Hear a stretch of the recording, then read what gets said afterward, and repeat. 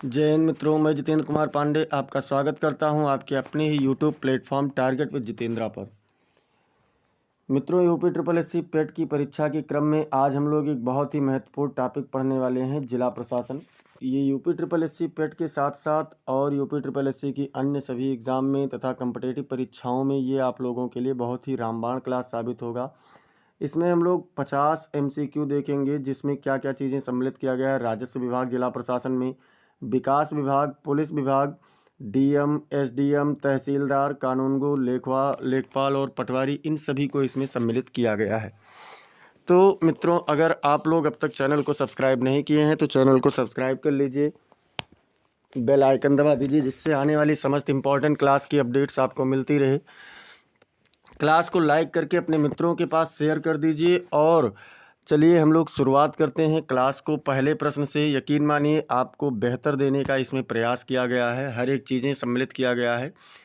तो पहला प्रश्न है कि भारतीय प्रशासनिक व्यवस्था में जिला का प्रमुख अधिकारी कौन होता है।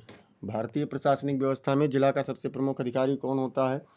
तहसीलदार, या उप जिला अधिकारी, या जिला मजिस्ट्रेट, या फिर खंड विकास अधिकारी। इसमें जो ऑप्शन दिया गया है इसके अकॉर्डिंग कौन होता है? तो बच्चों, इसके अकॉर्डिंग कौन होता है? जिला मजिस्ट्रेट, जिसको हम लोग डीएम भी कहते हैं, यानी कि डिस्ट्रिक्ट मजिस्ट्रेट कहते हैं। तो सी वाला विकल्प आपका सही उत्तर हो जाएगा। प्रश्न संख्या 2 कह रहा है कि भारत में जिला प्रशासन की स्थापना का श्रेय किसको दिया जाता है? अर्थात जिला प्रशासन किसने स्थापना किया था? लॉर्ड कर्जन ने, लॉर्ड रिपन ने, या लॉर्ड कर्जन ने, या वारेन हेस्टिंग्स ने, या फिर मैकाले ने। किसने किया था बच्चों? तो मित्रों, इसे किया था वारेन हेस्टिंग्स ने। वारेन हेस्टिंग्स ने जिला प्रशासन की स्थापना किया था। यहाँ पर आपका सी वाला विकल्प सही हो जाएगा। प्रश्न संख्या 3 है कि जिला मजिस्ट्रेट का प्रमुख दायित्व होता है। प्रमुख दायित्व जिला मजिस्ट्रेट का कौन सा होता है? न्यायिक कार्य, या फिर शिक्षा व्यवस्था, या कानून व्यवस्था बनाए रखना, या यातायात पर नियंत्रण रखना। जिला प्रशासन में मजिस्ट्रेट का कौन सा प्रमुख कार्य होता है? तो कानून व्यवस्था बनाए रखना सबसे प्रमुख कार्य यही होता है, क्योंकि जब कानून व्यवस्था सही रहेगा तो न्यायिक कार्य, शिक्षा व्यवस्था, यातायात, इस सब पर उसका नियंत्रण बना रहेगा। इसलिए यहाँ पर आपका सी वाला विकल्प सही उत्तर हो जाता है। प्रश्न संख्या 4 कह रहे हैं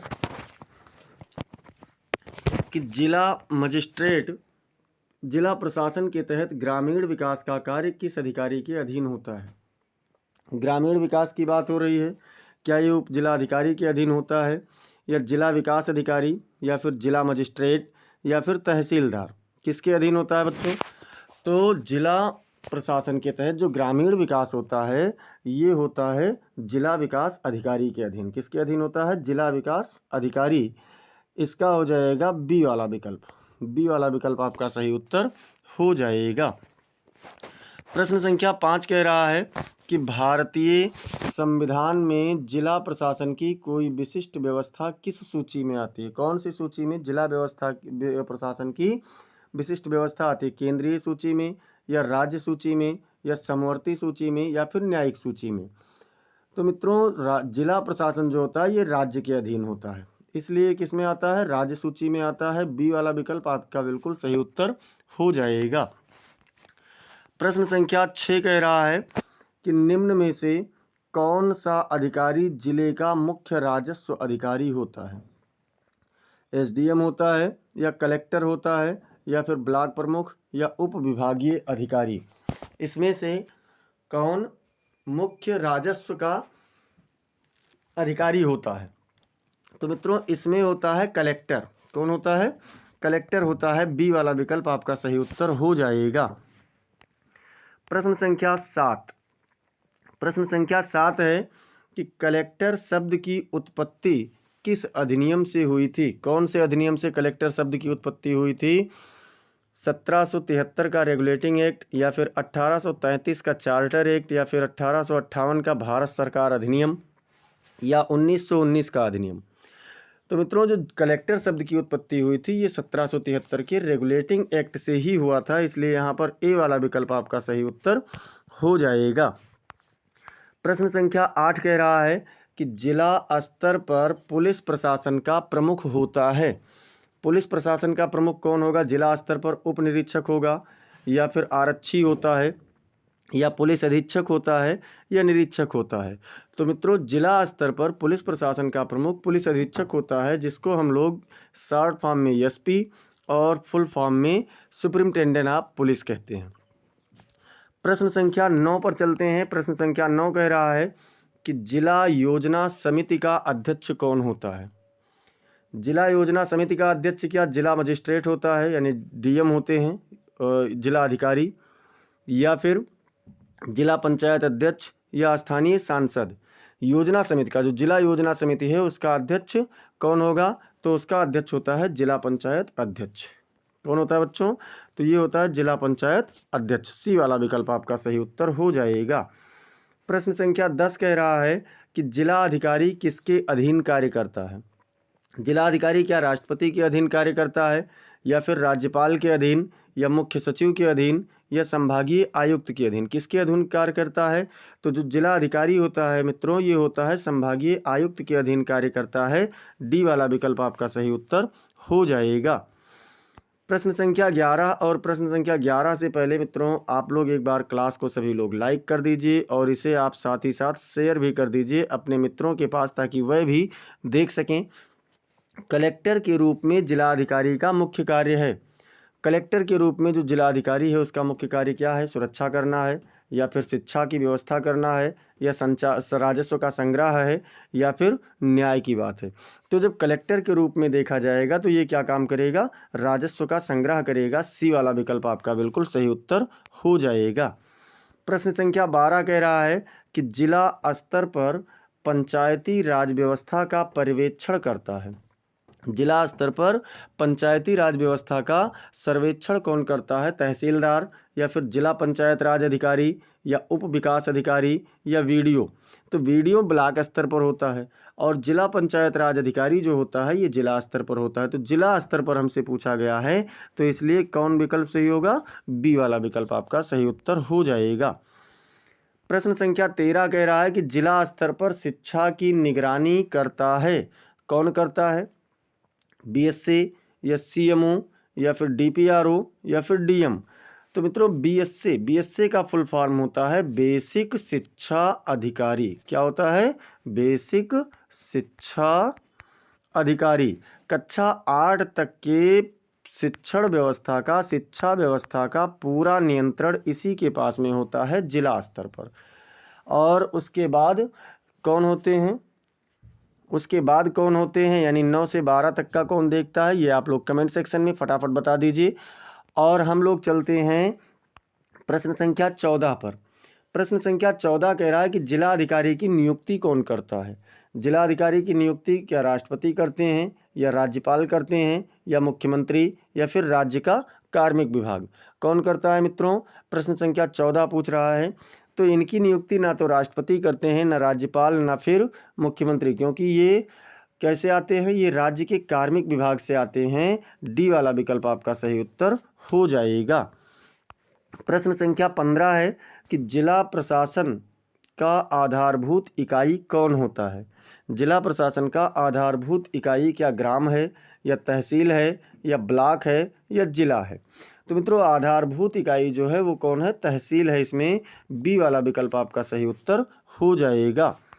प्रश्न संख्या 16 कह रहा है कि स्वास्थ्य सेवाओं के प्रमुख अधिकारी होते हैं। कौन होता है? उप जिला अधिकारी, या फिर मुख्य चिकित्सा अधिकारी, या तहसीलदार, या आयुक्त?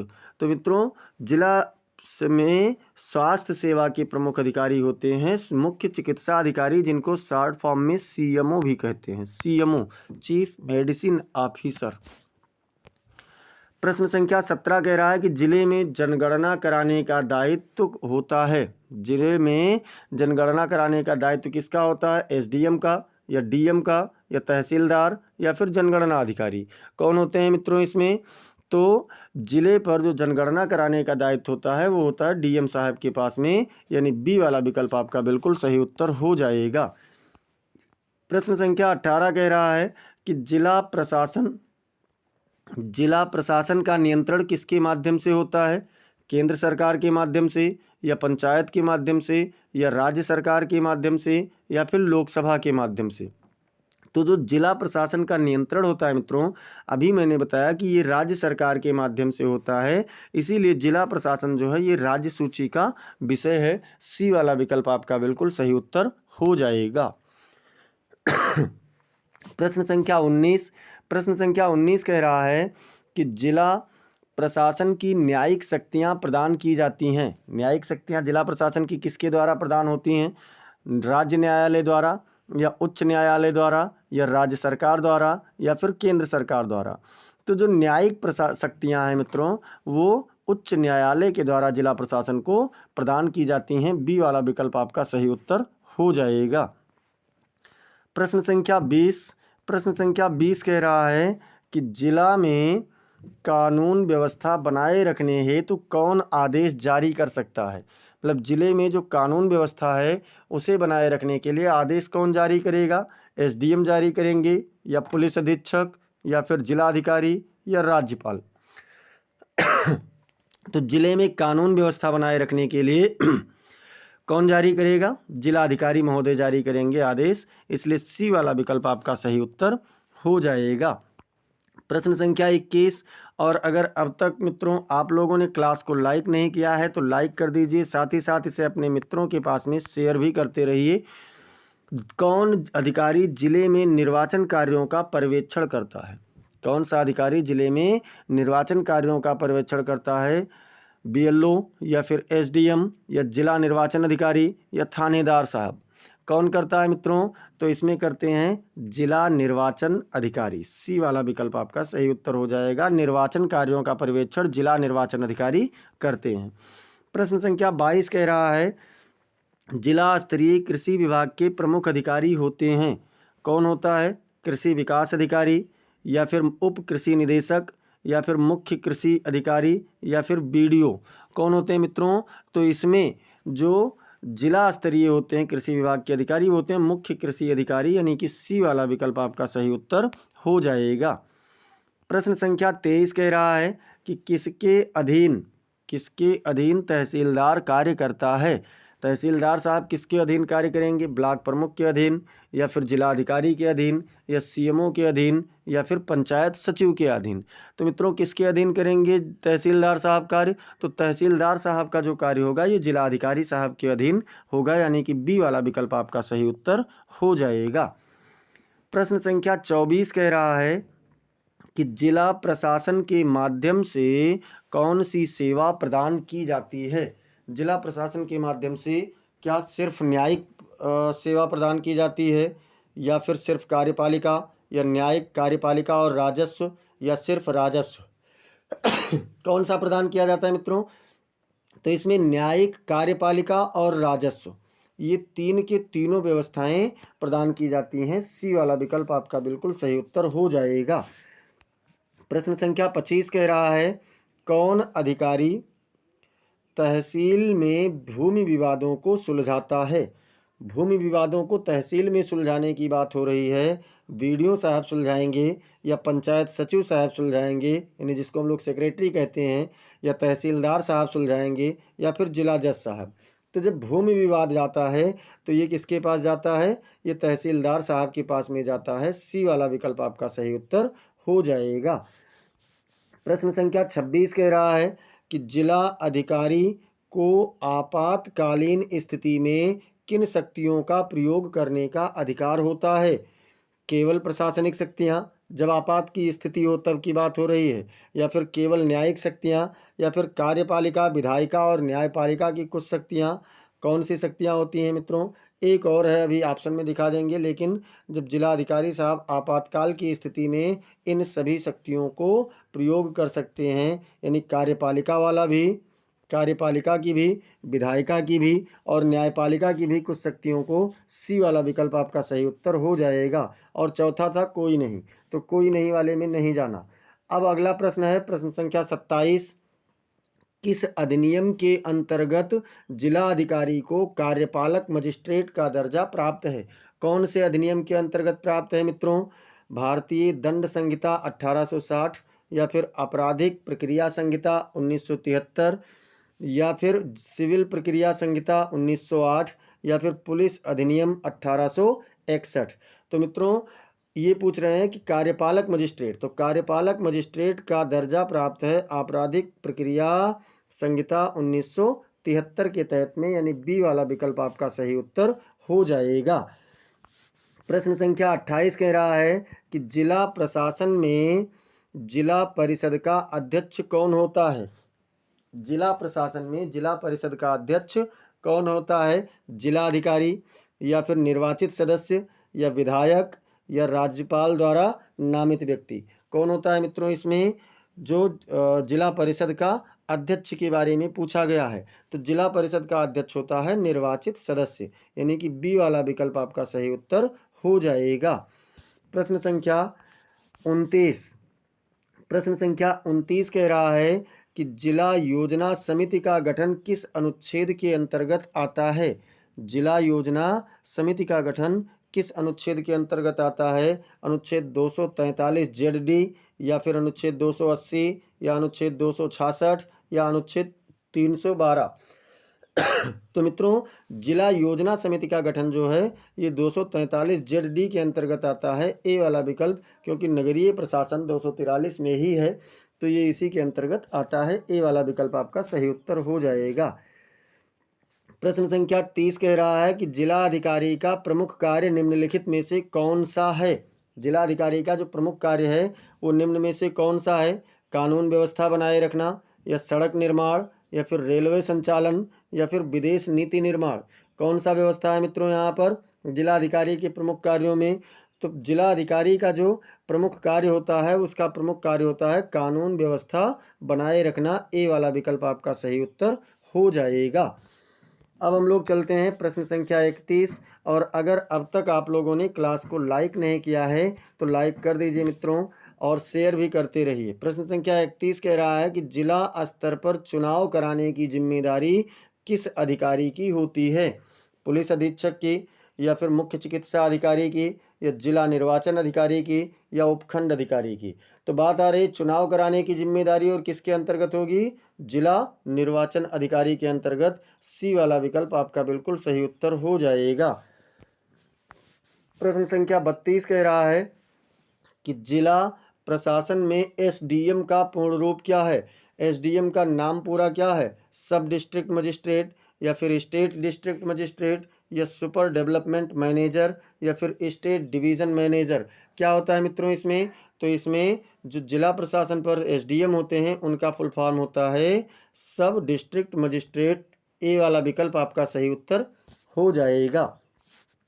प्रश्न संख्या 33 कह रहा है जिला प्रशासन का मुख्य उद्देश्य, जिला प्रशासन का मुख्य उद्देश्य क्या होता है?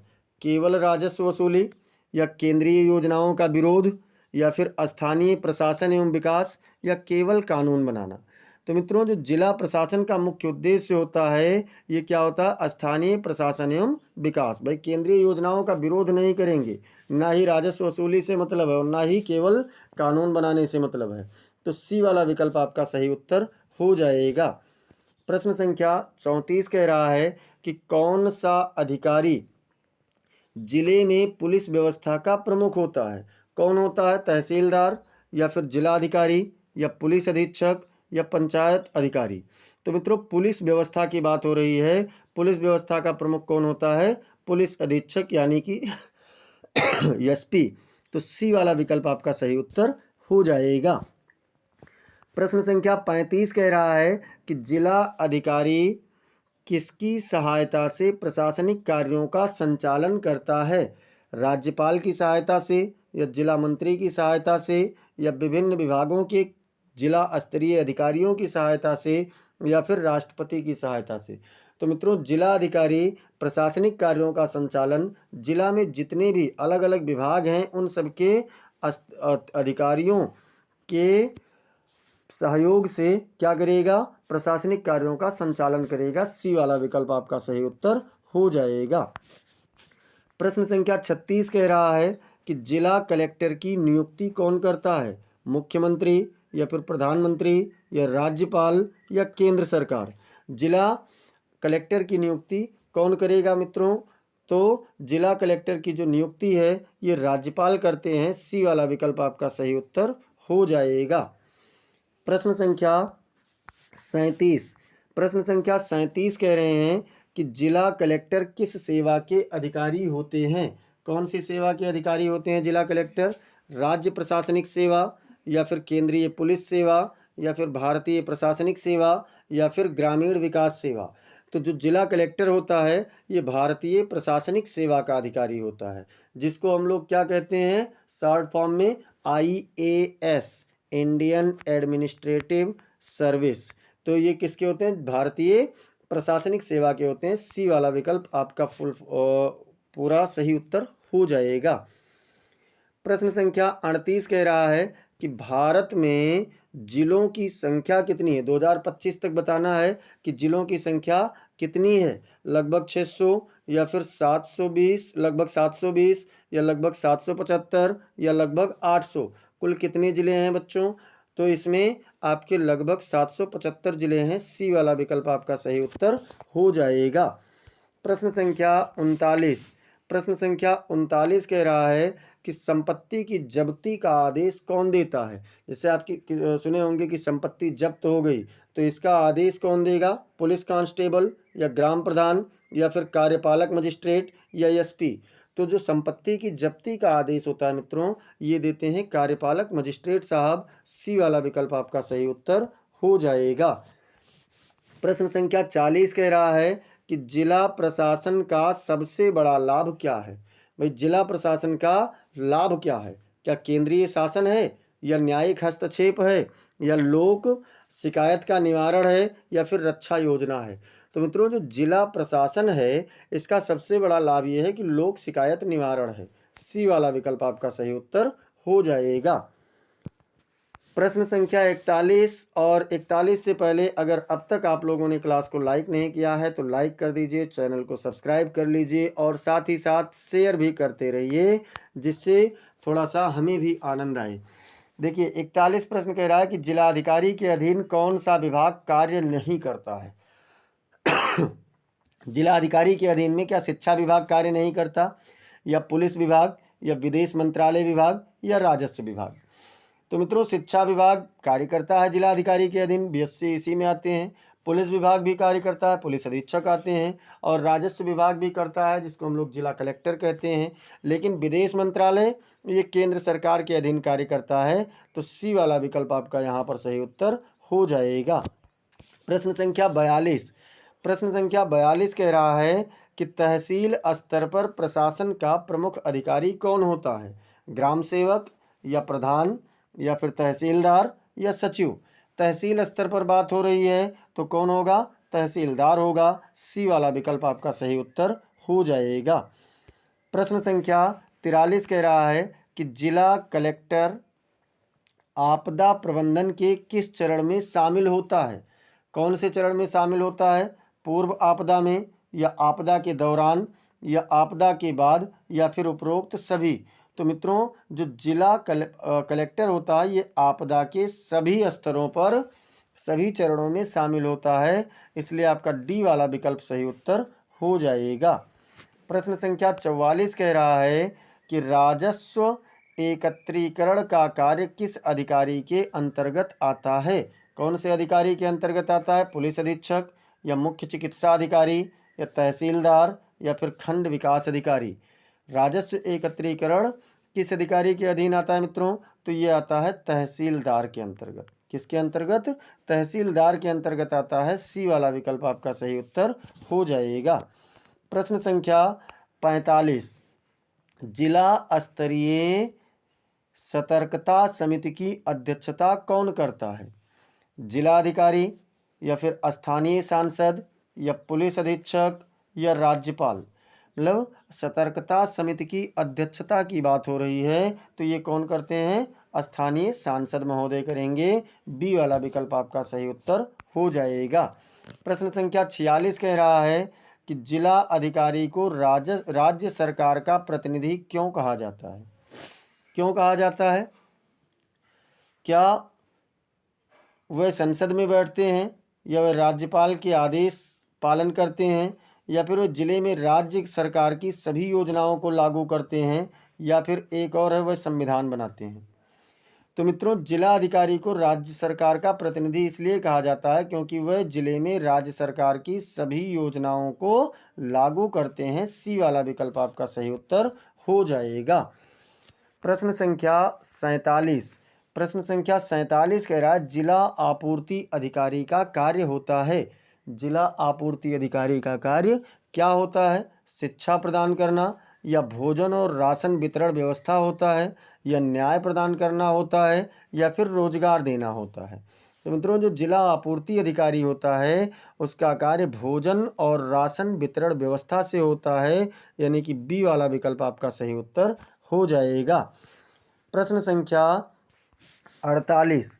प्रश्न संख्या 48 कह रहा है कि जिला कलेक्टर एवं मजिस्ट्रेट की भूमिका कब भिन्न हो जाती है, मतलब कब अलग हो जाती है? कभी नहीं होती, या जब आपदा आती है, या फिर जब कानून व्यवस्था और राजस्व अलग अलग मुद्दे बनते हैं, या फिर चुनाव के समय में। तो मित्रों, जिला कलेक्टर और मजिस्ट्रेट की भूमिका उस समय अलग हो जाती है जब कानून व्यवस्था और राजस्व अलग अलग मुद्दे बन जाते हैं, यानी सी वाला विकल्प आपका सही उत्तर हो जाएगा। प्रश्न संख्या 49। प्रश्न संख्या 49 कह रहा है जिला विकास अधिकारी मतलब डिस्ट्रिक्ट डेवलपमेंट ऑफिसर का कार्य क्या है?